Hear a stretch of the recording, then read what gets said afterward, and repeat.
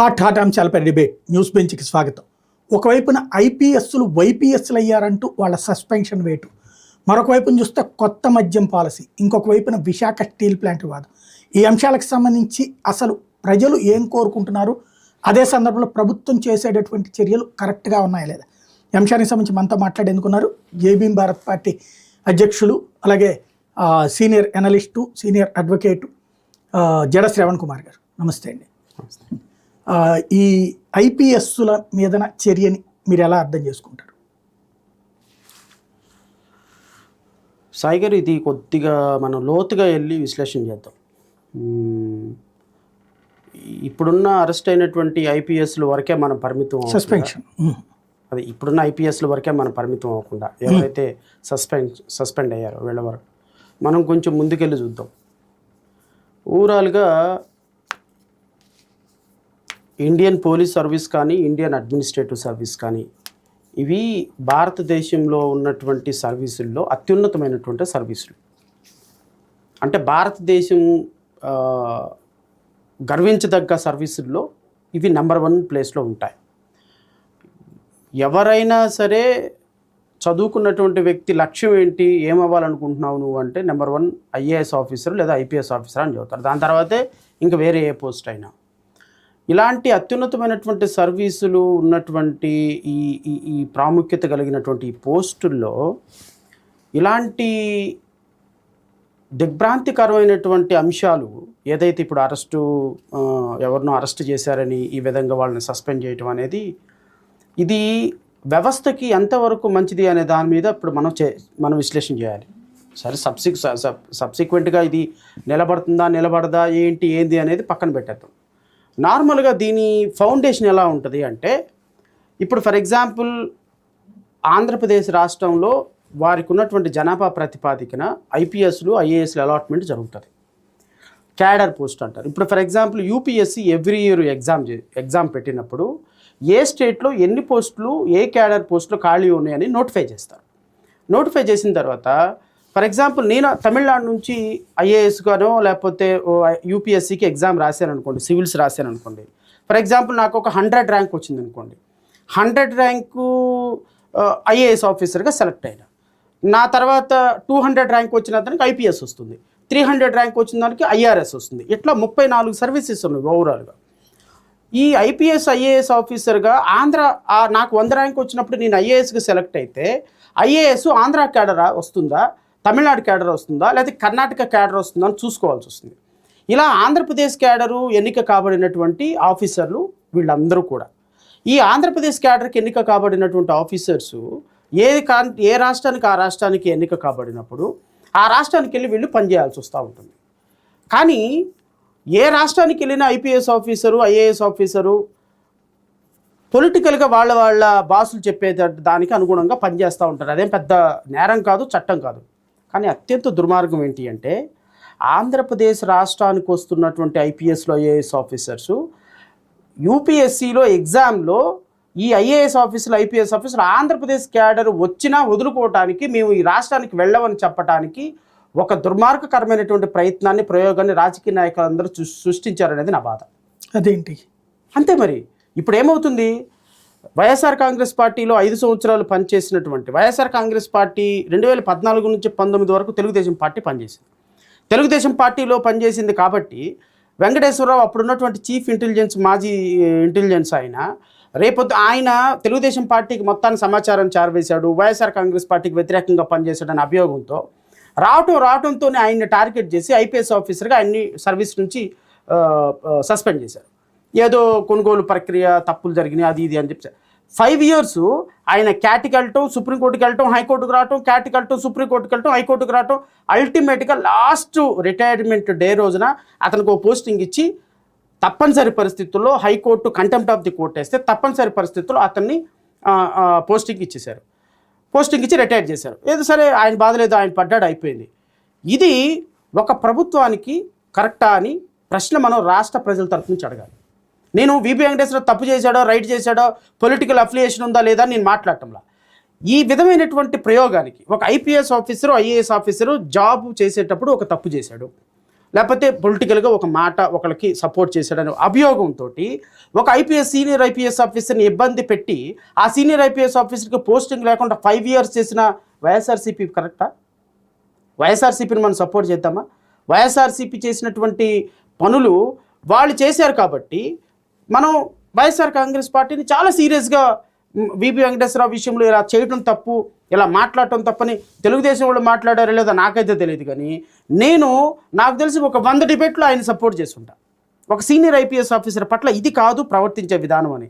ఇప్పుడు వాళ్ళు ఏం చేశారు, ఈయన్ని చేసిన విధానాన్ని ఆలోచనగా బేస్గా తీసుకొని వీళ్ళు నువ్వు చూపించిన విద్య కదా నీరజాక్ష అని ఆయన ఒకళ్ళని సస్పెండ్ చేస్తే వీళ్ళు వరుస పెట్టి సస్పెండ్ చేయడం మొదలుపెట్టారు. ఇప్పుడు ఈ అంశానికి వస్తా నేను.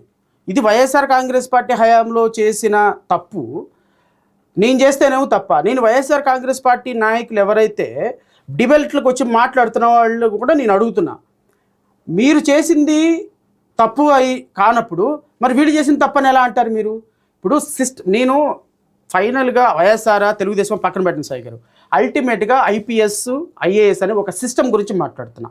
సిస్టంలో ఒక ఆంధ్రప్రదేశ్ రాష్ట్రానికి వెళ్తే ఎవరికైనా ఒక మంచి సర్వీస్ వస్తుంది, అక్కడ ఎక్స్పీరియన్స్ వస్తుంది, ప్రభుత్వం గ్రీవియన్సెస్ని అడ్రస్ చేసే విషయంలో ఎక్స్పీరియన్స్ వస్తుంది, ప్రమోషన్ వస్తుంది, నా కెరియర్ బాగుంటుంది, నా భవిష్యత్తు నా పిల్లలు బాగుంటారనే కదా ఎవడైనా ఉద్యోగంలో జాయిన్ అయ్యేది. అంతే. ఈ 5 సంవత్సరాలు వైఎస్ఆర్ కాంగ్రెస్ పార్టీలో పనిచేశాను, నెక్స్ట్ 5 years సస్పెన్షన్లో ఉంటాను, మళ్ళీ నెక్స్ట్ 5 years పొజిషన్లో ఉంటాను, ఇంకో 5 years సస్పెన్షన్లో ఉంటానంటే ఎవడైనా ఆంధ్రప్రదేశ్ రాష్ట్రం ఆప్ట్ చేస్తాడు సాయి గారు? ఎవడైనా ఆంధ్రప్రదేశ్ రాష్ట్రానికి ఇష్టపడతాడా? మిగతా రాష్ట్రాల్లో ఉన్న ఐపీఎస్ ఆఫీసర్లు మన రాష్ట్రంలో ఉన్న ఐపీఎస్ ఆఫీసర్ని ముఖం మీద ఉమ్మూసి చులకనగా చూస్తారా చూడరా? యాజ్ ఎ హ్యూమన్ బీయింగ్గా నేను మిమ్మల్ని అడుగుతాను, మీరు సమాధానం చెప్పండి. ఖచ్చితంగా అది అసలు ఆ వ్యవస్థని నాశనం చేసుకుంటున్నాం మనం అందులో. ఖచ్చితంగా. ఇప్పుడు ఇది వైఎస్ఆర్ కాంగ్రెస్ పార్టీ, జగన్మోహన్ రెడ్డి పత్తితులాకి ఇప్పుడు మాట్లాడుతున్నాడు. జగన్మోహన్ రెడ్డి పార్టీ వాళ్ళు మేము అసలు సచ్చిలను అని ఇప్పుడు మాట్లాడుతున్నారు. పోలీస్ వ్యవస్థని అంతగా ఎవరు ప్రొటెక్ట్ చేయలేదు. ఈరోజు చూసారా మా వాళ్ళని సస్పెండ్ చేసిన గగ్గోలు పెడుతున్నారు. మీరు చేసింది ఏంటి? సీతారామాంజనేయులు వైఎస్ఆర్ కాంగ్రెస్ పార్టీలో అక్కడ పొద్దున్న 8 గంటలకి వైఎస్ఆర్ కాంగ్రెస్ పార్టీ జగన్మోహన్ రెడ్డితో స్టార్ట్ అయిన ఆయన ప్రస్థానం ఈవినింగ్ ఆయన పడుకునేటప్పుడు గుడ్ నైట్ తోటి బయటకు వచ్చేస్తాడు. ఆయన ఐపీఎస్ ఆఫీసర్గా పనిచేసిందేం లేదు. ఇంటెలిజెన్స్ చీఫ్ అంటే ఓకే, నో డౌట్, ఇంటెలిజెన్స్ చీఫ్కి కొన్ని పరిధులు ఉంటాయి. మీరు you should attach with the government and you should keep on monitoring the government related issues and all. అంతేగాని సజ్జల రామకృష్ణారెడ్డి కంటే హైలీ ఇన్ఫ్లుయెన్షియల్ పర్సన్ సీతారామాంజనేయులు ఏది వైఎస్ఆర్ కాంగ్రెస్ పార్టీలో. సో ఒక ఐపీఎస్ అధికారిగా అత్యుత్సాహం ప్రదర్శించినప్పుడు నీకు పనిష్మెంట్ తప్పదు అనేటువంటి భావనతోటి ఇప్పుడు నేను మాట్లాడాల్సి వస్తుంది. వాస్తవంగా అలా మాట్లాడటం కూడా పొరపాటే. ఓవరాల్గా నేను కాంగ్రెస్ పార్టీ వైఎస్ఆర్ కాంగ్రెసా తెలుగుదేశమా అని నేను మాట్లాడటంలా. I'm talking about system, I'm talking about institution, I'm talking about Indian police service, I'm talking about Indian administrative service. ఈ రోజున వాళ్ళు చూపించిన విధానాల్లో వాళ్ళు దరిద్రం పనులు చేశారు, వాళ్ళు ఐపీఎస్లను వాడుకున్నారు, వాళ్ళు ఐఏఎస్లను వాడుకున్నారని వీళ్ళు వాళ్ళ మీద బురద జల్లి వాళ్ళ మీద దుమ్మెత్తి రోజు డిబేట్లో కూర్చొని గంటలు మాట్లాడి మా కంఠశ్వాస అరిగిపోయేటట్టు మాట్లాడిన మాలాంటి వాళ్ళందరినీ మాట్లాడించి వీళ్ళు మళ్ళీ తిరిగి రివర్స్ గేమ్ అక్కడికే వెళ్ళారు. వీళ్ళు మళ్ళీ ఎక్కడికే వెళ్ళారు. వీళ్ళకి 164 సీట్లు ఎందుకు వచ్చినాయి? ప్రజల మంచి కోసం వచ్చినాయి, ప్రజలకు మంచి చేద్దామని వచ్చినాయి, సూపర్ 6 అమలు కోసం వచ్చినాయి. ఇవన్నీ పట్టించుకోవటంలా ఫ్యాక్టరీలు తెద్దామని లేదు. ఇప్పుడు వీళ్ళకి రెడ్ బుక్ రాజ్యాంగం అమల్లోకి వచ్చేసింది.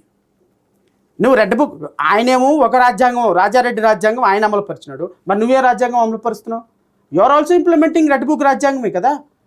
సో నీకు 164 సీట్లు ప్రజలు ఇచ్చింది దీనికా అని అంటున్నాను నేను.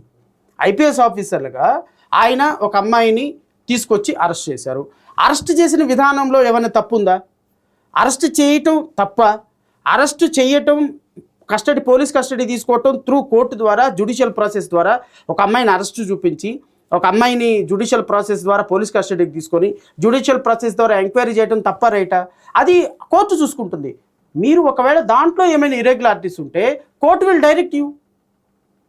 కోర్టు డైరెక్షన్ ఇస్తుంది. గతంలో జరిగినాయి కదా. ఇప్పుడు ఆ అమ్మాయి సార్ నన్ను అన్నెసరీగా కోర్టుకు తీసుకొచ్చారు, అన్నెసరీగా అరెస్ట్ చేశారు, అన్నెసరీగా నాకు 41A ఇవ్వాల్సిన సందర్భంలో లేకపోతే వేరే ఎవరైనా కేసు పెట్టిన దాంట్లో ఫాల్స్ కేసు అయితే ఆ అమ్మాయి క్వాష్ పిటిషన్కి వెళ్ళొచ్చు, లేకపోతే ఆ అమ్మాయిని అక్రమంగా అరెస్ట్ చేస్తే నా అరెస్ట్ అక్రమం అని మన హైకోర్టుకి వెళ్ళొచ్చు.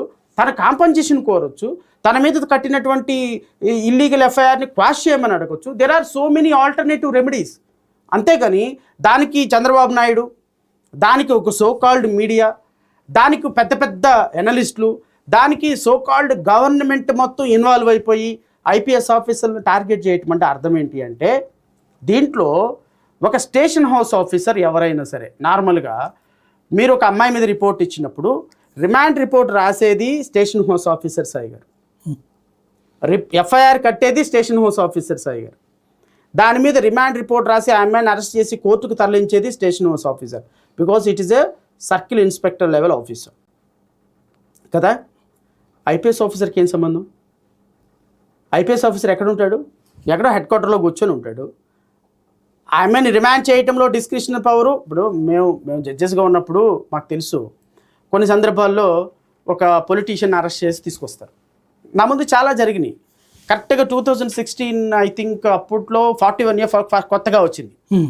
41A కొత్తగా ఇంట్రడ్యూస్ చేశారు అన్నేష్ కుమార్ కేసులో. పోలీసులకు అవగాహన లేదు. అప్పటి వరకు ఈవెన్ మీరు రోడ్డు మీద వెళ్తున్నప్పుడు మీ బైక్ స్కిడ్ అయ్యి ఎవరినైనా గుద్దినా 337 అని చాలా చిన్న సెక్షన్, అది 6 months పనిష్మెంట్ ఉంటుంది. దాంట్లో కూడా వాళ్ళు అరెస్ట్ చేయాల్సిందే, బికాస్ 2016కి ముందు పోలీసులకు వెసులుబాటు లేదు. ప్రతి కేసులో కూడా వాళ్ళు అరెస్ట్ చేయాల్సిందే. బెయిల్ ఇవ్వాలా వద్దా అనేది మేము డిసైడ్ చేయాలి, అంటే యాజ్ ఎ కోర్టుగా జడ్జి డిసైడ్ చేయాలి తప్ప పోలీసులకు ఆ పవర్ లేదు. సో అప్పటి వరకు వాళ్ళు ఏం చేసేవాళ్ళు, ప్రతి చిన్న కేసులో అరెస్ట్ చూపించేవాళ్ళు. 2016లో అన్నేష్ కుమార్ జడ్జిమెంట్ వచ్చిన తర్వాత ఐ థింక్ 15-16 బిట్వీన్లో ప్రతి కేసులో అరెస్ట్ చేసి తీసుకొచ్చేవాళ్ళు.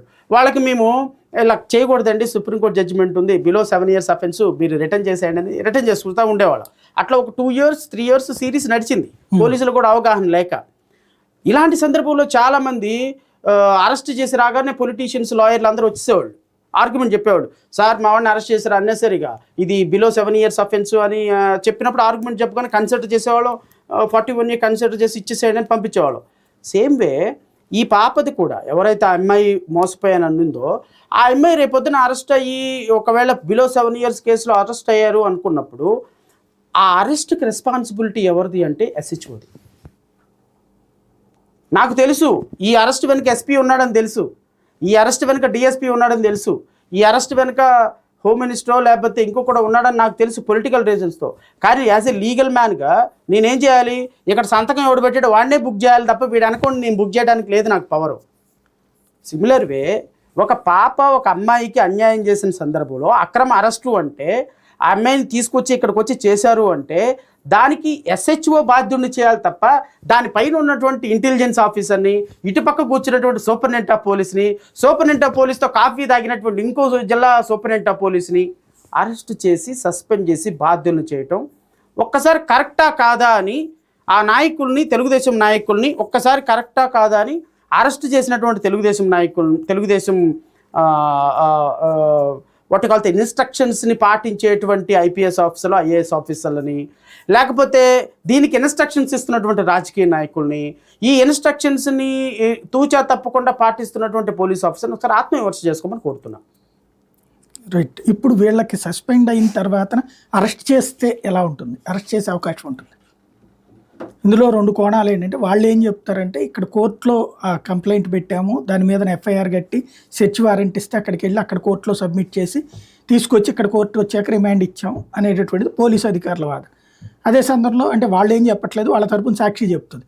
ఇటు పక్కన వీళ్ళదేమో అసలు ఒక ఆడపిల్లని అనవసరంగా ఒక ప్రత్యేక, అంటే వీళ్ళు చెప్పే పాయింట్ ఏంటంటే ఇవాళ FIR కడితే ముందు రోజునే ఫ్లైట్ టికెట్లు బుక్ చేసుకున్నారంటేనే మాలిఫైడ్ ఇంటెన్షన్స్ ఉన్నదన్నది వీళ్ళ వాదన.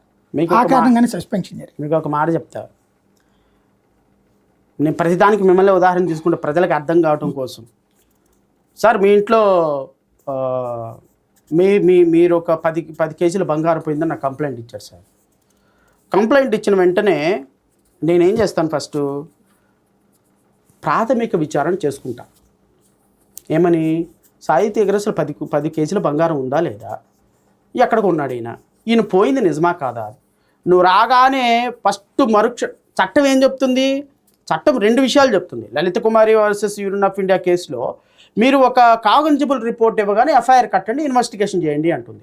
సిమిలర్గా ఇంకో కేసు ఏం చెప్తుంది, అదే జడ్జిమెంట్లో ఏం చెప్తుంది, 5 జడ్జిల ధర్మాసనం, ఒక ఎఫ్ఐఆర్ ఇచ్చినప్పుడు first of all police officer ప్రాథమికమైనటువంటి విచారణ చేయాలి.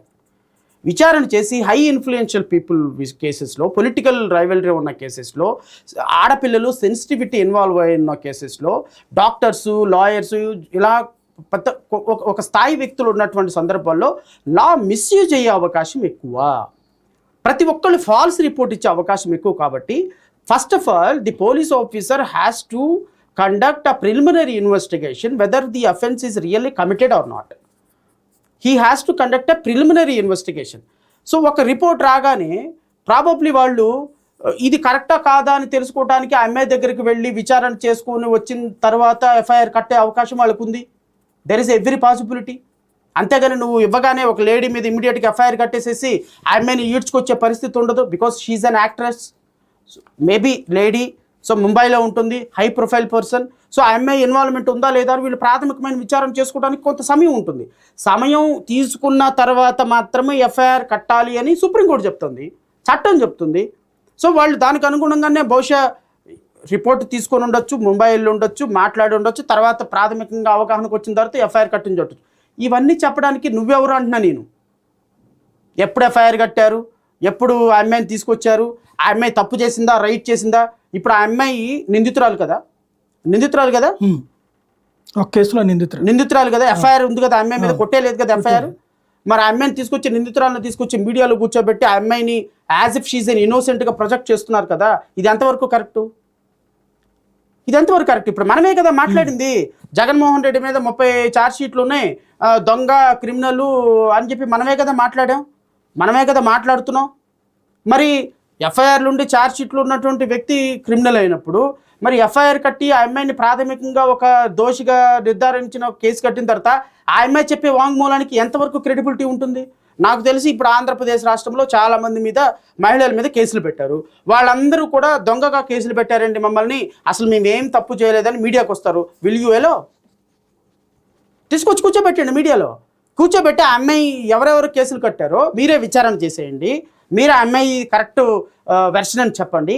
మీరే ఆ అమ్మాయిని ఎక్విటాలు ఇచ్చేసేసి జడ్జి గారు లాగా జడ్జిమెంట్ రాసేసి ఈ అమ్మాయి మీద కేసు పెట్టిన వాళ్ళందరినీ తీసుకెళ్ళి లోపలేయండి, ఈ అమ్మాయి మీద కేసు పెట్టిన వాళ్ళందరినీ తీసుకెళ్ళి సస్పెండ్ చేయండి, ఈ అమ్మాయి మీద ఎవరెవరైతే విచారణకి వెళ్ళాలో వాళ్ళందరినీ మీ మీడియాలో దోషులుగా, దుర్మార్గులుగా, రేపిస్టులుగా చిత్రీకరించేసేయండి.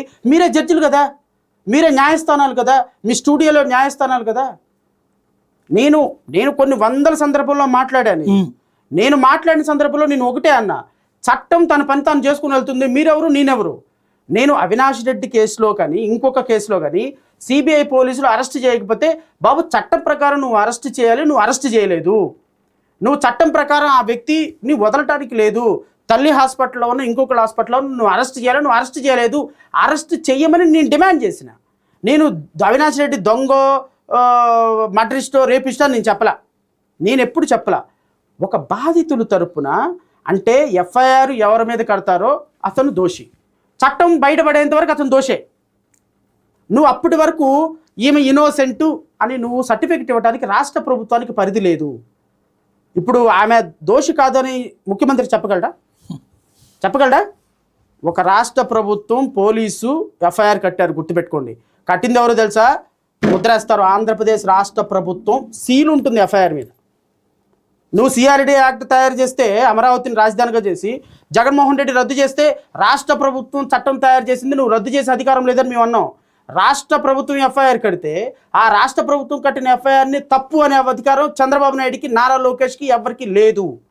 చట్టం ప్రకారం ఆ అమ్మాయి బయటపడాలి, చట్టం ఆ అమ్మాయిని నిర్దోషిగా విడుదల చేయాలి, చట్టం ఆ అమ్మాయి మీద పెట్టిన కేసు తప్పు కేసు అనాలి, చట్టం ఆ అమ్మాయి మీద కేసు పెట్టినటువంటి ఆఫీసర్ది తప్పు, ఆ అమ్మాయిని అరెస్ట్ చేయటం తప్పు, ఆ అమ్మాయిని ఇలా అరెస్ట్ చేసే విషయంలో, సహకరించే విషయంలో ఐపీఎస్ ఆఫీసర్లు కూడా ఇన్వాల్వ్ అయి ఉన్నారు, వాళ్ళ మీద ఎంక్వైరీ వేయమని అడిగినప్పుడు రాష్ట్ర ప్రభుత్వంగా నువ్వు ముందుకు రావాలి. కానీ ఒక అమ్మాయి వచ్చి అబ్బే నేను కేసు, నా మీద దొంగ కేసు పెట్టారని చెప్తే డిబేట్లు కండక్ట్ చేసి, మీడియా కండక్ట్ చేసేసి, మీడియా ట్రయల్ చేసేసి, ఐపీఎస్ ఆఫీసర్ని అరెస్ట్ చేసి, ఐపీఎస్ ఆఫీసర్ని సస్పెండ్ చేసి, ఆ అమ్మాయికి యు ఆర్ క్లీన్ అని చెప్పేసి ముద్రేసేసి ఆ అమ్మాయికి ఇచ్చేస్తే, దీన్ని ఆడపిల్లల్ని వాడుకొని రాజకీయం చేయటం లుచ్చా రాజకీయం అనరా సాయి గారు, లఫంగి రాజకీయం అనరా సాయి గారు, పనికిమాలిన ఎందుకు పనికిరాని పనికిమాలిన రాజకీయం అనరా సాయి గారు. దీన్ని ఆడపిల్లల్ని అడ్డం పెట్టుకొని రాజకీయం చేసి, ఆడపిల్లల్ని అడ్డం పెట్టుకొని మీడియాలు కండక్ట్ చేసి, ఆడపిల్లల్ని అడ్డం పెట్టుకొని ఐపీఎస్ని ఐఏఎస్ని సస్పెండ్ చేయటం, ఇది ఒక రాష్ట్ర ప్రభుత్వ స్థాయిలో అవసరమా? ఆలోచించుకో. రైట్. విశాఖ స్టీల్ ప్లాంట్ అన్నటువంటిది బ్లాక్ పార్ట్ని ఏదైతే అక్కడ ఫర్నిష్డ్ ఉంటుందో 2 అయిపోయినాయి, 2 మూసేశారు, 3వది కూడా ప్రాబ్లం వస్తుందని ఒకవైపు ఏమో అక్కడ ఉన్నటువంటి కార్మిక సంఘాలు ఉద్యమిస్తున్నాయి. అదే సమయంలో మేము కాపాడతామని ఎన్డీఏ అంటుంది, మేము ఇంతవరకు కాపాడుకొచ్చామని వైసీపీ అంటుంది. విశాఖ స్టీల్ ప్లాంట్ రన్ అవుతుందా, సర్వైవ్ అవుతుందా, ప్రైవేట్ అవుతుందా? ఇంతకుముందు టాపిక్ క్లోజ్ అవ్వకుండా మీరు ఇటు వచ్చారు. బట్ మీరు అడిగిన ప్రశ్నకి సమాధానం చెప్పిన తర్వాత స్విచ్ అవుతాం, దీనికి స్విచ్ ఆన్ అవుతాం. అమ్మాయి విషయంలో పోలీస్ ఆఫీసర్లు అరెస్ట్ చేస్తారా అని అడిగారు ఇంతకుముందు కదా. నేనేమంటానంటే వీళ్ళని సస్పెండ్ చేసింది బేసింగ్ ఆన్ ఒక కమిటీ రిపోర్ట్ తోటి. ఇప్పుడు లాని మిస్యూజ్ చేసి వీళ్ళని ఏ బేసిస్ తోటి సస్పెండ్ చేశారు, వీళ్ళ ఇన్వాల్వ్మెంట్ ఎంత? ఏసీపీతో విచారణ చేయించారు, ఆ ఏసీపీ ఇట్లాగా ముందు రోజునే టికెట్ బుక్ చేసుకున్నారు అని చెప్పింది. సరే, ఎంత ఎక్స్టెంట్ ఆఫ్ ఎలిగేషన్స్ వీళ్ళ మీద ఉన్నాయో నాకు తెలీదు, వీళ్ళ మీద ఏ విధమైన ఎలిగేషన్స్ పెట్టారో నాకు తెలీదు. ఒకవేళ ఆ అమ్మాయి మీద వీళ్ళు ఏమైనా రేప్ అటెంప్ట్ చేయబోయినారని ఎలిగేషన్ పెట్టారో కూడా నాకు తెలియదు. ఆ అమ్మాయి మీద అత్యాచారం చేయడానికి వీళ్ళు ప్రయత్నం చేశారు, ఐపీఎస్ ఆఫీసర్లు అని పెట్టే మహానుభావులే వీళ్ళు. అలాగ పెట్టి ఉండి అలాగ ఏమైనా పర్సనల్గా ఇప్పుడు ఆ అమ్మాయి చేత చెప్పిచ్చేస్తారు వీళ్ళు. ఎందుకంటే వీళ్ళు గ్రౌండ్ ప్రిపేర్ చేశారు, ఒక అమ్మాయి బేస్గా మొత్తం గ్రౌండ్ ప్రిపేర్ చేశారు. ఇప్పుడు ఏది రావాలన్నా కూడా ఏమవుతుంది, ఉమెన్ అందరూ అయ్యో పాపం అంటారు, మీరు నేను మాట్లాడలేము.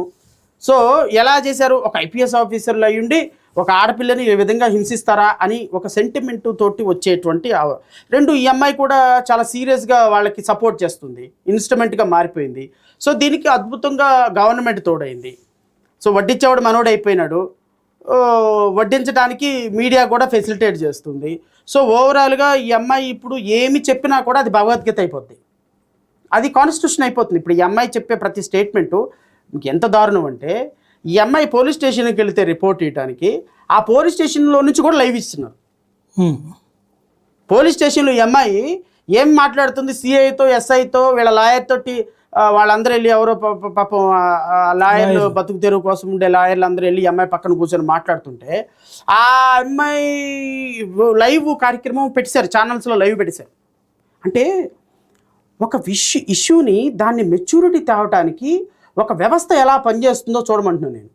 ఇప్పుడు ఆ అమ్మాయిని బాధితురాలుగా ప్రొజెక్ట్ చేసి రేపొద్దున ఆ అమ్మాయి దగ్గర నుంచి వీళ్ళ మీద ఏం కేసు కడతారనేది నాకు తెలియదు ఇంతవరకు. But there are certain possibilities, there are every possibility. వీళ్ళ మీద, ఈ అమ్మాయి మీద ఈ విధమైనటువంటి మ్యాలిషియస్ ఇంటెన్షన్ తోటి కేసులు కట్టారు. ఈ అమ్మాయిని వేరే అతనికి ఫెసిలిటేట్ చేయడానికి వీళ్ళ మీద కేసు కట్టారు. ఈ అమ్మాయిని కస్టోడియల్ ఇంట్రాగేషన్కి తీసుకొచ్చి కస్టోడియల్ హరాస్మెంట్ చేశారు. ఇట్ అమౌంట్స్ టు అఫెన్సెస్ ఉన్నాయి, కొన్ని అఫెన్సెస్. సో లాని మిస్యూజ్ చేసుకోవటం, కస్టోడియల్ ఇంట్రాగేషన్లో ఈ అమ్మాయిని హెరాస్ చేయటం, మరి ఇంకా అదర్వైజ్ ఇంకేమైనా ఫేవర్స్ అడిగారని రాస్తారో ఏమో నాకు తెలియదు. ఎఫ్ఐఆర్ఏ కదా, మన చేతిలో ఉండే పనే కదా, రాసేస్తారు. సో నేను అనుకోవటం వీళ్ళని ఎఫ్ఐఆర్లు అయితే మాత్రం వీళ్ళ మీద నమోదవుతాయి. ఎందుకంటే వీళ్ళని సస్పెన్షన్ని ఇంకా 5 years వరకు వీళ్ళకి పోస్టింగ్ ఉండకుండా ఉండాలి అంటే ఈ ఎఫ్ఐఆర్స్ చాలా ఇంపార్టెంట్. ఈ ఎఫ్ఐఆర్స్ ఉండకపోతే వీళ్ళ సస్పెన్షన్ స్టాండ్ అవ్వదు. ఎందుకు అంటే ఇంకొక 6 నెలల్లో ఖచ్చితంగా వాళ్ళని రీఇన్స్టేట్ చేయాలి as per rules. 4 months as per government rule ప్రకారం ఇప్పుడున్న పరిస్థితుల్లో. 4 months తర్వాత సస్పెన్షన్ పీరియడ్ 2 years వరకు దే కెన్ ఎక్స్టెండ్.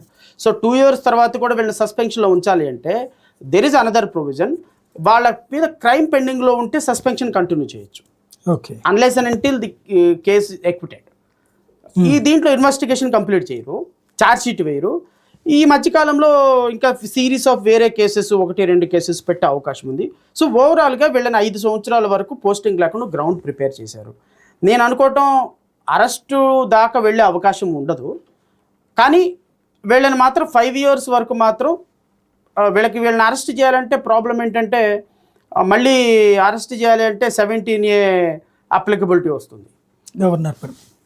గవర్నర్ కాదు, ప్రెసిడెంట్ ఆఫ్ ఇండియా. వీళ్ళు ఇండియన్ ఐపీఎస్లు కదా, సో అక్కడ పర్మిషన్ కావాల్సి వస్తుంది వీళ్ళకి. వీళ్ళు అపాయింట్ అయితే గజెట్ తోటి. సో వీళ్ళు అయితే ఇంకొక కంటెన్షన్ ఏంటంటే ఇది అఫీషియల్ డిశ్చార్జ్ ఫంక్షన్ కాదు కాబట్టి వీళ్ళకి వర్తించదని ఇంకొక కంటెన్షన్ తీసుకోవచ్చు. ఏదేమైనా ఓవరాల్ గా ఒక ఐపీఎస్ ఆఫీసర్ని అరెస్ట్ చేయడం అంటే it's not easy task. They have to get the permission from central లెవెల్లో నుంచి పర్మిషన్స్ కావాలి. బట్ ఎఫ్ఐఆర్లు అయితే రిజిస్టర్ అవుతాయని నేను అనుకుంటున్నా. ఈ ఎఫ్ఐఆర్లు మాత్రం స్టాండ్ బైగా పెట్టుకుంటారు, అరెస్టుల దాకా వెళ్ళరు అనేది నాకున్న గట్ ఫీలింగ్. మేబీ ఆ అమ్మాయి ఏమైనా నన్ను సెక్సువల్గా అబ్యూజ్ చేశారనే పదం వాడితే మాత్రం ఆ 376 లాంటి ఎఫ్ఐఆర్ కూడా వీళ్ళ మీద పడే అవకాశం ఉంది. సో వీళ్ళ మీద అది కనుక వచ్చింది అంటే అరెస్ట్ మాత్రం మ్యాండేటరీ అవుతుంది. సో అది ఇంతవరకు నాకైతే ఏ కేసెస్ ఫౌండేషన్ రిపోర్ట్ బయటికి రాలేదు కాబట్టి ప్రైమా ఫేసీ చెప్పలేను. బట్ ప్రైమా ఫేసీ అయితే మాత్రం రాబోయే 5 సంవత్సరాల్లో ఈ ముగ్గురు ఆఫీసర్లతో పాటు ఇంకొక 7-8 మంది ఐపీఎస్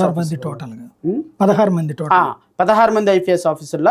సో ఈ 16 మంది ఐపీఎస్ ఆఫీసర్లో లేకపోతే గ్రూప్ 1 ఆఫీసర్లో మళ్ళీ కన్ఫర్మ్డ్ క్యాడర్ ఉన్నారు.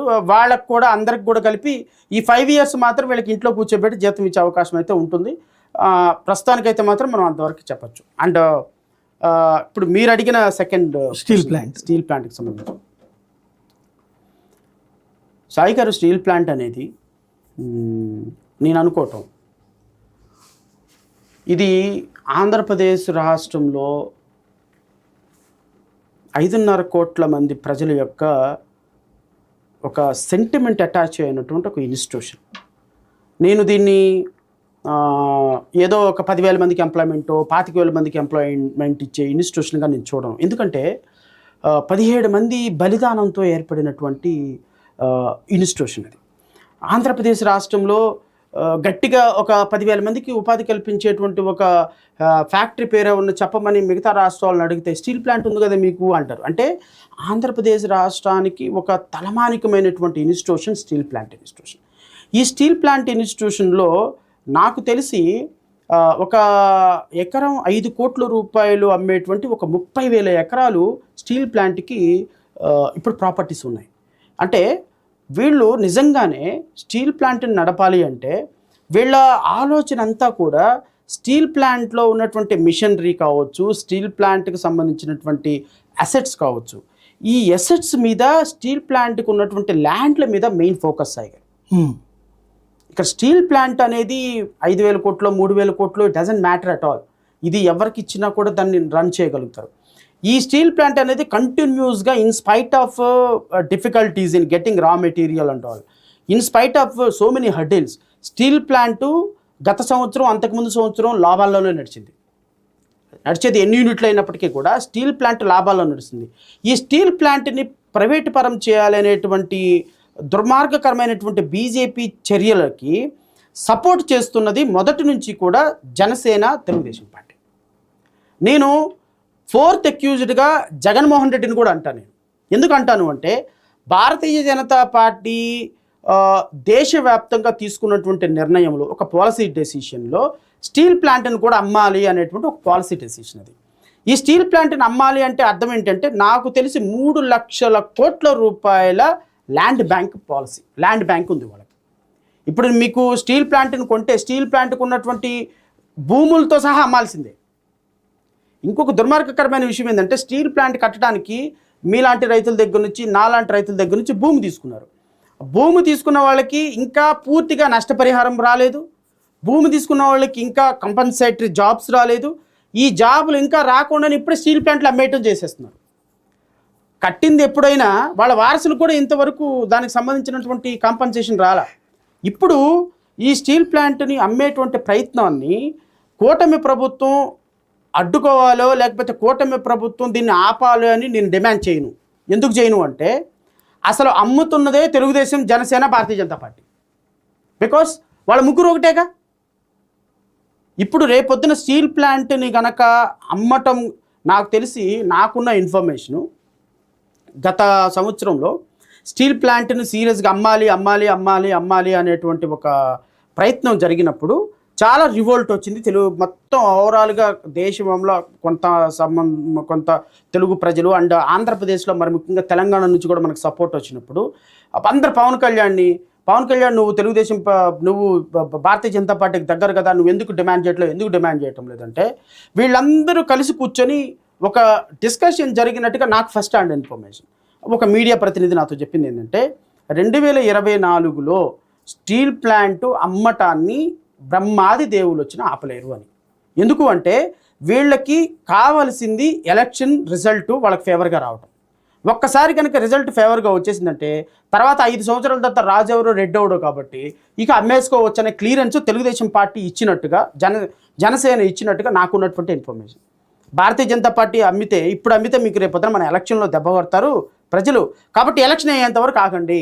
ఎలక్షన్ అయిన తర్వాత దాని మీద ఒకవేళ అమ్మటం అంటూ జరిగితే అప్పుడు మేము అపోర్ట్ చేస్తాం పక్కన పెడితే మేము ప్రతిపక్షంలో ఉన్నాం, మేము ఏం చేయొచ్చు అనొచ్చు. లేకపోతే ఒకవేళ అయిపోతే అమ్మేసుకుంటే మేము అధికారంలో ఉన్నాం కాబట్టి ప్రజలు ఎవడు మాట్లాడటానికో లేకపోతే ప్రజలు మా మీద విమర్శ చేసుకున్న అధికారం వచ్చేసింది కాబట్టి మాట్లాడటానికి కావచ్చు అని. ఇది ప్రజలను చేసినటువంటి మోసం. కూటమి ప్రభుత్వం స్టీల్ ప్లాంట్ విషయంలో భారతీయ జనతా పార్టీతో కుమ్మక్కయ్యి ఈరోజు రాష్ట్రంలో ఉన్నటువంటి వేలాది ఉద్యోగాలు పోగొట్టేటువంటి ఒక దుర్మార్గకరమైనటువంటి భారతీయ జనతా పార్టీ రచనకి దీనికి పాత్ర పోషిస్తున్న పవన్ కళ్యాణ్, చంద్రబాబు నాయుడు సమాధానం చెప్పాలి. చిలకలూరుపేటలో చంద్రబాబు నాయుడు, పవన్ కళ్యాణ్ మోడీని అపర రాముడు అని పొగిడినటువంటి, అపర భగీరథుడు అని పొగిడినటువంటి వీళ్ళందరూ రేపు స్టీల్ ప్లాంట్ విషయంలో భారతీయ జనతా పార్టీ తీసుకున్న నిర్ణయానికో భారతీయ జనతా పార్టీ చేయబోయే ప్రయత్నానికో పూర్తి స్థాయిలో ప్రజలకు సమాధానం చెప్పకపోతే నేనైతే ఖచ్చితంగా చెప్తున్నా, చరిత్రలో చంద్రబాబు నాయుడు, పవన్ కళ్యాణ్ అనే వాడిని ఆంధ్రప్రదేశ్ రాష్ట్రంలో తిరగనివ్వటం కాదు కదా, ఆంధ్రప్రదేశ్ రాష్ట్రంలో కనీసం ఓటు అడగటానికి కూడా అర్హత సాధించరు. చెప్పులతోటి చాటలతోటి రాష్ట్ర ప్రజల వాళ్ళని తెలంగాణ సరిహద్దుల వరకు తరిమి కొట్టే రోజైతే ఒకరోజు వస్తుంది.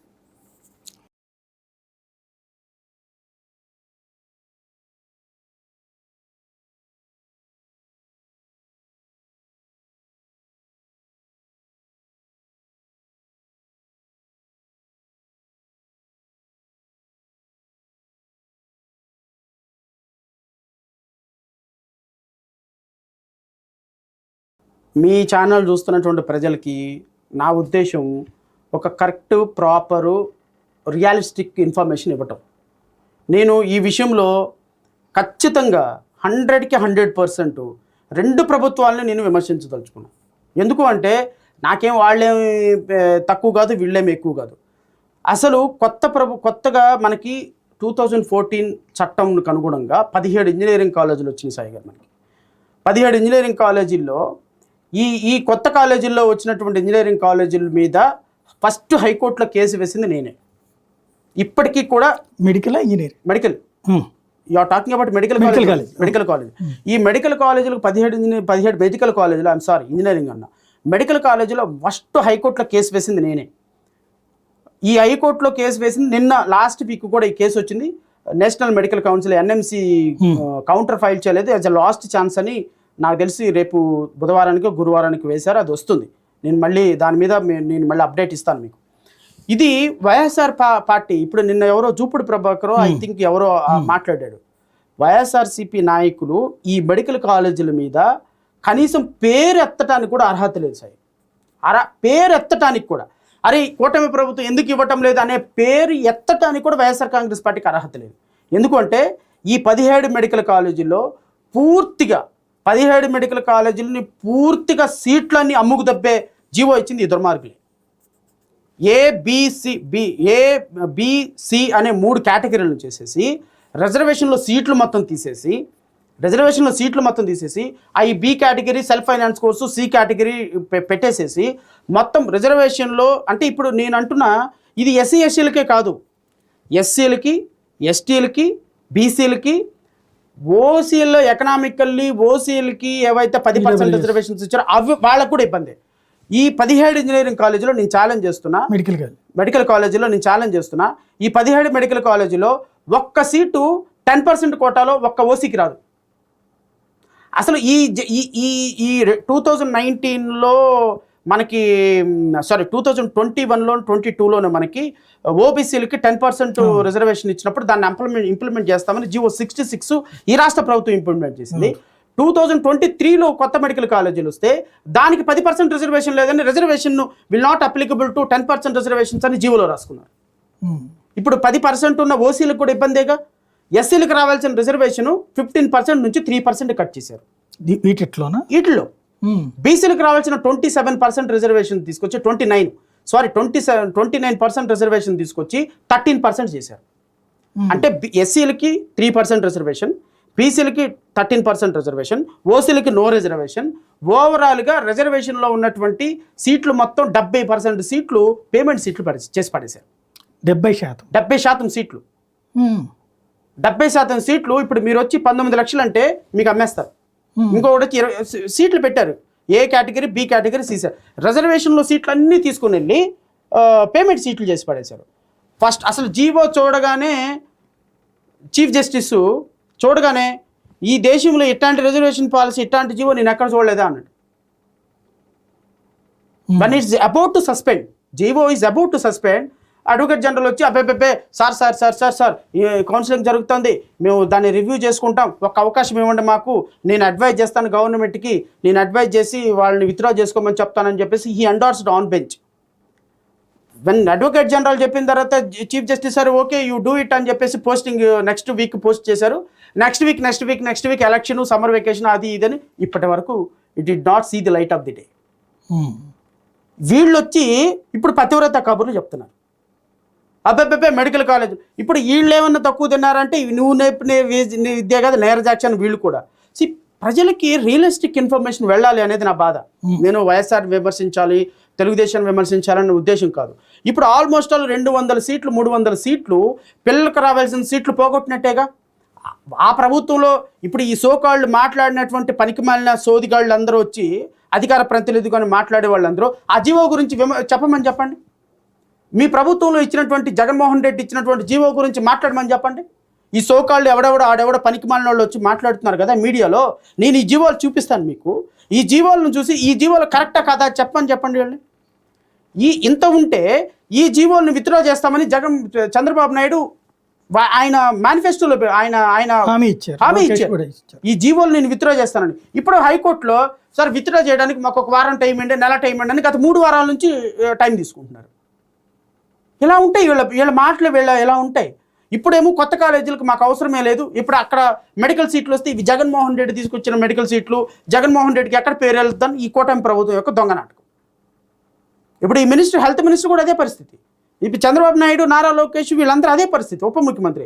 ఇప్పుడు రాష్ట్రానికి రావాల్సిన 300 సీట్లు ఎక్కడికో ఇంకా 300 సీట్లు వస్తే ఇంకా మాకు కొత్త సీట్లు రావాలని ఇంకా మనం బతిమలాడాల్సింది పోయి, భంగపడాల్సింది పోయి, ఈరోజు నువ్వే మోకాలు అడ్డం పెడుతున్నావు. జగన్మోహన్ రెడ్డి ఏమో వచ్చిన సీట్లేమో అమ్ముకు తప్పాడు, నువ్వేమో రాకుండానే అమ్ముకు తప్పుతున్నావు. నువ్వు ఈ రాష్ట్రానికి ఇంకా మీ ఇద్దరు చేసింది ఏంటి? పెద్ద కోడిగుడ్డు తప్ప, బోడుగుండు తప్ప ఇంకా ఈ రాష్ట్రానికి ఈ ఇద్దరు ప్రభుత్వాలలో వచ్చిన నష్టం, జరిగిన అనర్థం మంచి ఏంటి? కేంద్ర ప్రభుత్వం 2014 తర్వాత పోనీలే అని చెప్పి ఆ చట్టంలో ఉన్న మనకున్నటువంటి వెసులుబాటుని బట్టి ఆ సెక్షన్ 93 ప్రకారం కొన్ని మెడికల్ కాలేజీలు పడేసింది. దాన్ని కూడా యూటిలైజ్ చేసుకోవటం మీకు చేత కాకపోతే, ఈ రాష్ట్రంలో 300-400 మంది డాక్టర్లు తయారు చేసే అవకాశం వచ్చినప్పుడు దాన్ని యూటిలైజ్ చేసుకోకపోతే, ఆయనేమో ఒక పని చేస్తే నువ్వేమో ఆయనకంటే 10 రెట్లు ఎక్కువగా నువ్వు అన్యాయం చేస్తున్నావు పిల్లలకి. ఏమండి మెడికల్ కాలేజీలు ఎంతసేపు చెప్పండి? మీరు అనుకుంటే ఒక హార్డ్లీ 1 మంత్లో మొత్తం కంప్లీట్ చేసేయచ్చు, లేదా ముందు సీట్లు తెచ్చుకున్న తర్వాత కన్స్ట్రక్షన్ కంప్లీట్ చేయొచ్చు. ఇప్పుడు నువ్వు ఎందుకు వద్దంటున్నావు సీట్లు? అసలు ఎందుకు మెడికల్ కాలేజీలో సీట్లు నువ్వు యాక్సెప్ట్ చేయటం లేదు? వీళ్ళ అలసత్వం వల్లే కదా. వీళ్ళ అలసత్వంలో 400 మంది డాక్టర్లు పోయే అవకాశం ఆంధ్రప్రదేశ్ రాష్ట్రం. సో ఇలాంటి విజన్ లేని నాయకుల్ని ఎన్నుకున్న ఆంధ్రప్రదేశ్ ప్రజలకి జోహార్లు. నేను చెప్తున్నా, 5.5 కోట్ల మంది ప్రజలకి ఓట్లు వేసిన వాళ్ళు 4 కోట్ల మంది, 10 లక్షల మంది ఎంతమంది ఉన్నారు నాకు తెలిసి 80% ఎంత ఓట్లు పడి ఇంచుమించుగా 3,80,00,000 మంది దాకా ఓట్లు వేసి ఉంటారు. ఈ 3,80,00,000 మందికి పొర్లు దండాలు పెట్టాలి. ఎందుకు? అసలు వీళ్ళ విఘ్నత, వీళ్ళ ఆలోచన, ఎవడు ముఖ్యమంత్రి అవ్వాలి, ఎవడు ఉప ముఖ్యమంత్రి అవ్వాలి, ఎవడు విద్యాశాఖ మంత్రి అవ్వాలి, వాడికి అసలు నాలెడ్జ్ ఉందా లేదా, వీడు అసలు చదువుకున్నవాడా లేడా, వీడు మనకి మంచి చేస్తాడా లేదా, వీళ్ళు మనకి ఏమన్నా తీసుకొస్తాడా లేదా, ఏం లేదు. నేను డ్రైట్తో ఊరేగిస్తాను కానీ నారా లోకేష్ ఎమ్మెల్యే, పాతాలను తొక్కుతాను జగన్ నిన్ను అనగానే ఉప ముఖ్యమంత్రి. మనలాంటి వాళ్ళకి మాట్లాడటం రాదు. మనమేమంటాము, ప్రజాస్వామ్యబద్ధంగా మేము మంచి చేస్తాము, ప్రజలకు మంచి చేస్తాము, మిమ్మల్ని ఓడిస్తాము అంతవరకే. కానీ ఈ బూతులు వ్యవహారం మనకి రాదు, మనం నచ్చం ప్రజలకి. రైట్. మద్యం పాలసీ అన్నటువంటిది ఇంప్లిమెంట్ చేయబోతున్నారు. ఎస్పెషల్లీ ప్రైవేట్ మద్యం దుకాణాలు రాబోతున్నాయి. మరొక వైపున పర్మిట్ రూమ్స్ ఇవి. ఇంకోవైపున మహిళా సంఘాలందరూ సంయుక్తంగా లేదు ప్రభుత్వ మద్యం దుకాణాలే ఉండాలి, ఓ డ్రై డే ఉండాలి, మిగతా కొన్ని సిస్టమ్స్ తీసుకురావాలని చెప్తున్నారు. ఇప్పుడు నేను అంటాను, మద్యం పాలసీ ఎవరి ఇష్టం వచ్చినట్టు వాళ్ళు పెట్టుకునే అవకాశం ఉంది. మీరు వరుస పెట్టి ఓట్లు గుద్దేసిన తర్వాత ముఖ్యమంత్రి చంద్రబాబు నాయుడు చేసి, ఉప ముఖ్యమంత్రిగా ఒక సినిమా యాక్టర్ని చేసి, ఒక మంత్రిగా ఈ రాష్ట్రంలో రెడ్ బుక్ రాజ్యాంగాన్ని అమలుపరుస్తారని పట్టుకొని తిరిగినటువంటి వ్యక్తిని రాజ్యాంగం చేసిన తర్వాత ఇప్పుడు ఉద్యమాలు దేనికి అంటున్నాను నేను. వాళ్ళకి మీరు 164 సీట్స్ ఇచ్చింది, ఫుల్ మ్యాండేట్ ఇచ్చింది దేనికి? వాళ్ళు ఏం పని చేసినా ఓకే అని కదా. ఇప్పుడు మద్యం పట్టుకొని మళ్ళీ మహిళలు వెళ్ళటం ఏంటి? మళ్ళీ ఇప్పుడు ప్లే కార్డులు పట్టుకొని వెళ్ళటం ఏంటి? సో మద్యం ధరలు తగ్గిస్తామని ముందే హామీ ఇచ్చారు. హామీ ఇచ్చారు. వాళ్ళు చాలా క్లియర్గా ఉన్నారు. వాళ్ళు ఎంత క్లియర్గా ఉన్నారు అంటే, రాజ్యాంగంలో రెడ్ బుక్ అమలు పరుస్తానని చెప్పాడు, అమలు పరుస్తున్నాడు. ఆయన చెప్పిన దానికి ఏమీ వెనకపోలేదే. మద్యం ధరలు తగ్గిస్తామన్నాడు, తగ్గిస్తాడు. మద్యాన్ని ప్రైవేట్ పరం చేస్తా అన్నాడు, చేస్తున్నాడు. పర్మిట్ రూములు పెడతా అన్నాడు, పెడుతున్నాడు. ఇంటికి రేపొద్దున చీప్ మద్యాన్ని సప్లై చేస్తామన్నాడు, సప్లై చేస్తాడు. దానికి ఏముంది తప్పు? ఇప్పుడు మీ హస్బెండ్ 300-400 రూపాయలు పెట్టి ఒక క్వార్టర్ బాటిలో హాఫ్ బాటిలో కొనుక్కొని తాగేవాడు ఇప్పుడు 50 రూపాయలకే తాగుతాడు. అప్పుడు ఒకటే తాగేవాడు ఇప్పుడు 3 తాగుతాడు. నష్టం ఏముంది? 3 తాగినా 350, 150 రూపాయలు, ఇంకా 150 రూపాయలు మిగులుతాయి కదమ్మా. అది నాణ్యమైన మద్యం వస్తుంది. ప్రాణాలు పోయే ప్రాబ్లం లేదు. సో ఇంటికి వచ్చి తాగి భర్త పడుకున్నా ప్రశాంతంగా తెల్లవారు లేచి డ్యూటీకి వెళ్ళిపోతాడు. అమ్మ నా భర్తకి ఏమైపోద్దో, నా భర్త తాగాడు, ఈ బీర్ ఏమైపోద్దో, డీహైడ్రేట్ అయిపోద్దో అని బాధపడాల్సిన పని లేదు. చక్కగా నాణ్యమైన మద్యం ఇంటికి సప్లై చేస్తాడు చంద్రబాబు నాయుడు. నాణ్యమైన మద్యం అతి తక్కువ ధరకు ఇస్తా అన్నాడు. అతి తక్కువ ధరకు అక్కడికి ఇక్కడికి వెళ్ళి తాగటం ఎందుకు, పర్మిట్ రూములు కూడా పెడతానంటున్నాడు. రేపొద్దున డోర్ డెలివరీ కూడా మద్యం చేస్తాడు, అతి తక్కువ ధరకు చేస్తాడు. ఇంకా మంచిదే కదా అంటున్నా నేను. దీంట్లో తప్పే ఉంది? మీరు నన్ను అడిగిన ప్రశ్న నాకు అర్థం కాల. దీంట్లో నన్ను ఏమన్నా ఇది తప్పు అంటారా, రైట్ అంటారా అని అడుగుతున్నారా? లేకపోతే దీంట్లో ఇది అది రైటా రాంగా? రైటా రాంగే ఉంది సాయి గారు. ఇప్పుడు ఆయన వచ్చి అబ్బాయి కుదరదు, బ్రాండ్లన్నీ ఎత్తేస్తున్నాను, నా ఇష్టం వచ్చిన బ్రాండ్లు పెట్టుకుంటా అన్నాడు. ఆయన ఇష్టం వచ్చిన బ్రాండ్లు పెట్టుకున్నాడు. డిస్టిలరీలన్నీ వాళ్ళతో సొంత వాళ్ళకి ఇచ్చుకున్నాడు. డబ్బులు పెట్టి మద్యం కొనే పరిస్థితి లేదు, ఏటీఎంలు గీటీఎంలు ఏమి లేవు, ఓన్లీ డబ్బులే అన్నాడు. తర్వాత మళ్ళీ మార్చుకున్నాడు. తర్వాత ఆయన ఇష్టం వచ్చింది ఆయన పాలసీ చేశాడు. 11 సీట్లు ఇచ్చేసి చక్కగా హారతి పళ్ళం ఇచ్చేసేసి తాంబూలం ఇచ్చి ఇంట్లో కూర్చోబెట్టారు. రేపొద్దున చంద్రబాబు నాయుడుకు ఇప్పుడు కూడా చంద్రబాబు నాయుడు 50 రూపాయలకే క్వార్టరు, 100 రూపాయలకే ఫుల్ బాటిల్, పర్మిట్ రూములో చీకులు, పక్కన ఉండేవి చెకోడీలు, ఇటు పక్కేమో పచ్చళ్ళు, అది కూడా రేపొద్దున పెడతాడు. అన్ని ఖచ్చితంగా ఉంటాయి. అవి కూడా స్పాన్సర్ చేస్తారు. రేపొద్దున వాటి మీద కూడా పాట పెట్టి దాని డబ్బులు కూడా తీసుకుంటాడు. దాని డబ్బులు కూడా తీసుకుని చక్కగా నాణ్యమైన మద్యం ఇస్తాడు. నీ భర్త ఇంటికి వస్తాడు, 100 రూపాయలు 200 రూపాయలు మిగిలిన డబ్బులు నీకు ఇస్తాడు. చక్కగా మీరు రేపొద్దున చంద్రన్న నువ్వు ఓటేసినందుకు 2024 తర్వాత 2029కి అప్పుడు మీరు ఏం డెసిషన్ తీసుకుంటారో, 11 ఇస్తారో 0 ఇస్తారో చూడతారు గవర్నమెంట్. మద్యం విధానాన్ని వరకు నేను ఏమీ మాట్లాడను. అది ఎవడు ఎలా పెట్టుకుంటాడో వాడిష్టం. మద్యాన్ని తీసేయమని నేను అనను, మద్యాన్ని ఉంచమని నేను అనను. మద్యాన్ని ఏ విధంగా ఆదాయ మార్గంగా చూసుకొని చేస్తున్న రాష్ట్ర ప్రభుత్వాలకి ప్రజలు నుంచొని ఒక లైన్లో నుంచొని 164 సీట్లు ఇచ్చి కొట్టేసిన తర్వాత, 164 సీట్లు ఇచ్చి ముద్ర గుద్దేసిన తర్వాత ఇక నేను విశ్లేషణ చేసో మీరు విశ్లేషణ చేసో అనవసరం అనేది నా ఉద్దేశం. మహిళలు వాళ్ళ ఫ్యామిలీలు సంతోషంగా ఉండాలనేది కోరుకుంటున్నా. అన్నిటికంటే మరి ముఖ్యంగా చంద్రబాబు నాయుడు గారికి ఒక కృతజ్ఞత ఏంటంటే, గత ప్రభుత్వంలో లాగా చెత్త మద్యం ఇవ్వకుండా నాణ్యమైన మద్యం ఇస్తానని చెప్పాడు. ఆ నాణ్యతని చక్కగా దగ్గరుండి కొలిసి, ఎంత నాణ్యతగా ఉంది, ఏం నాణ్యతగా ఉందని కొలిసి ఆ నాణ్యం కలిగినటువంటి మద్యాన్ని ఆంధ్రప్రదేశ్ రాష్ట్రం ఇస్తున్నందుకు ఆయనకి నేను మనసా వాచాకరమున కృతజ్ఞతలు తెలియజేస్తున్నాను. రైట్, ఫైనల్గా ఒకటి చెప్పండి. జమిలీ ఎన్నికలు రాబోతున్నాయి, ఖచ్చితంగా బిల్లు తెస్తారంటున్నారు, సాధ్యమవుతుంది భారతదేశం? ఈ 2 విధానాలు ఉన్నాయి సాయిగారు. ఇది జమిలీ ఎన్నికలు అంటే అవి ఇంత పెద్ద ప్రజాస్వామ్య దేశంలో సాధ్యం కాదేమోనని నా పర్సనల్ ఒపీనియన్. ఎందుకంటే ఇప్పుడు ఒక్కొక్క రాష్ట్రానికి ఒక్కొక్క క్యాలిక్యులేషన్ ఉంటుంది. జమిలీ ఎన్నికలకి ఇప్పుడు అన్నిటికంటే ముఖ్యంగా రాష్ట్రాల సమ్మతి చాలా అవసరం. జమిలీ ఎన్నికలు కేంద్ర ప్రభుత్వం అనుకుంటే బిల్లు పెట్టేస్తారంటే కుదరదు. దీనికి ఒక అధ్యయనం అవసరం, రాష్ట్ర ప్రభుత్వాల కన్సెంట్ అవసరం. ఒక కమిటీ వేసి రామ్నాథ్ కోవింద్ ఆధ్వర్యంలో చేశారు, కానీ నాకు తెలిసి 18 రాష్ట్రాలు దీనికి వ్యతిరేకంగా వచ్చారు. 18 రాష్ట్రాలు నాకున్న అవగాహన ప్రకారం, మేబీ అది కరెక్టో కాదో నాకు తెలియదు, నేను ఎక్కడో ఒక కాలంలో చదివిన. బీజేపీ పాలిత రాష్ట్రాలు అయితే ఓకే అన్నాయి, ఎన్డీఏ పాలిత రాష్ట్రాలు, ఎన్డీఏ ఏతర రాష్ట్రాలు, ఎన్డీఏ పాలిత రాష్ట్రాలు ఆబ్వియస్లీ ఓకే అంటే కదా, ఎన్డీఏ వాళ్ళు చెప్తే అది డెసిషన్ తీసుకుంటారు, ఆల్రెడీ వాళ్ళు ఓకే అంటారు. కానీ నాకున్న అవగాహన ప్రకారం జమిలీ ఎన్నికలు కొన్ని టెక్నికల్ ప్రాబ్లమ్స్ వస్తాయి. ఇప్పుడు దేశవ్యాప్తంగా ఒకేసారి ఎన్నికలు అంటే you are talking about both state and centre, అంతే కదా, స్టేట్ అండ్ సెంటర్. ఈ స్టేట్ అండ్ సెంటర్లో పెట్టినప్పుడు నెంబర్ 1 కొన్ని రాష్ట్రాలకి టెన్యూర్ ఫర్గో అవ్వాల్సి వస్తుంది. ఇప్పుడు తెలంగాణకి మనకి 1 year గ్యాప్ ఉంది కదా, ఢిల్లీకి మనకి 1 year గ్యాప్ ఉంది, అండ్ మిగతా రాష్ట్రాలకి మనకి తమిళనాడుకి మనకి 3 years గ్యాప్ ఉంది. అట్లా రకరకాల గ్యాప్ ఉంది. ఇప్పుడు ఫర్ ఎగ్జాంపుల్ వీళ్ళు ఒక జమిలీ ఎన్నికలు ఒక డేట్ అనుకున్నారు అనుకోండి, ఎప్పుడు 2028 జనవరి అనుకున్నారు అనుకోండి, 2028 జనవరికి చాలా రాష్ట్రాలకి వాళ్ళ స్టేట్ ఎలక్షన్ డ్యూ ఇంకా ఉంటుంది. మనకేమో 2028 అనుకున్నారు, మనకేమో 2029 మేలో ఎన్నికలు.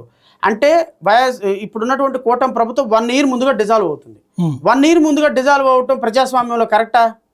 నేను ఒప్పుకొని అన్నాడు అనుకోండి ముఖ్యమంత్రి, అప్పుడేంటి? సో రాష్ట్రాల సమ్మతి చాలా అవసరం. అండ్ ఇంకొక క్యాలిక్యులేషన్ ఏంటంటే, కేంద్ర ప్రభుత్వానికి రాష్ట్ర ప్రభుత్వాలకి ఒకేసారి ఎన్నిక జరిగినప్పుడు, మన ఆంధ్రప్రదేశ్ రాష్ట్రం అంటే తీసేయండి, ఒకేసారి ఎన్నిక జరుగుతాయి. కొన్ని రాష్ట్రాలకి కేంద్రానికి వేరుగా, రాష్ట్రాలకు వేరుగా జరుగుతాయి. జరిగినప్పుడు ఒక్కసారే కేంద్ర రాష్ట్రాలకు జరిగినప్పుడు క్యాలిక్యులేషన్స్ మారుతాయి. సో కొంతమంది ఒక ఓటు రాష్ట్రానికి, ఇంకో ఓటు కేంద్రానికి, ఒక ఓటు కేంద్రానికి, ఇంకో ఓటు ఎంపీకి ఒకరికి, ఎమ్మెల్యేకి ఒకరికి, ఇట్లా వేసే పరిస్థితుల్లో కొంత వాళ్ళ పొలిటికల్ సినారియోస్, అది చాలా పెద్ద సబ్జెక్టు, మన దాంట్లోకి వెళ్ళలేం. బట్ అవుట్లైన్ మాత్రం ఓవరాల్గా చూస్తే ఈ జమిలీ ఎన్నికల కాన్సెప్ట్ అనేది ఇంపాసిబుల్ అనేది నాకున్న అభిప్రాయం. కానీ నరేంద్ర మోడీ టెండెన్సీ చూసిన తర్వాత, ప్రైమ్ మినిస్టర్ గారి టెండెన్సీ చూసిన తర్వాత నథింగ్ ఈజ్ ఇంపాసిబుల్. నాకు తెలిసి 370 అబ్రోగేషన్, కాశ్మీర్ స్పెషల్ స్టేటస్ తీసేస్తాడని చరిత్ర అనుకోలే, తీసేసాడు. తలాక్ పోతుందని చరిత్ర అనుకోలే, తీసేసాడు. బాబ్రీ మసీద్ గెలుస్తుందా ఓడుతుందా, ఎవరు గెలుస్తారని అనుకోలే, తీసేశారు. ఈ విధంగా కేంద్ర ప్రభుత్వం వారికి ఉన్నటువంటి చట్టాలను వాడి ఇంపాసిబుల్ థింగ్స్ని పాసిబుల్ చేసి ఒక పొలిటికల్ గేమ్ ఆడటంలో వీళ్ళు చాలా నిష్ణాతులు. సో ఈ నిష్ణాతులైనటువంటి వీళ్ళు రేపొద్దున బిల్లు ప్రవేశపెట్టి రాష్ట్రాల మీద కత్తి పెట్టి, మెడ మీద కత్తి పెట్టి, ఏమంది చంద్రబాబు నాయుడు ఉన్నాడు, ఏం చంద్రబాబు నాయుడు గారు ఏది జమిలీ ఎన్నికలకు వస్తారా రారా అన్నారనుకోండి, ఏమంటుంది ఎస్ఐ గారు వచ్చి మా దేనికో దానికి చందా అడిగితే ఇస్తావా ఇవ్వా అంటే ఇవ్వనని నువ్వు అనగలవా యాజ్ ఎ బిజినెస్ చేసేటువంటి వ్యక్తిగా?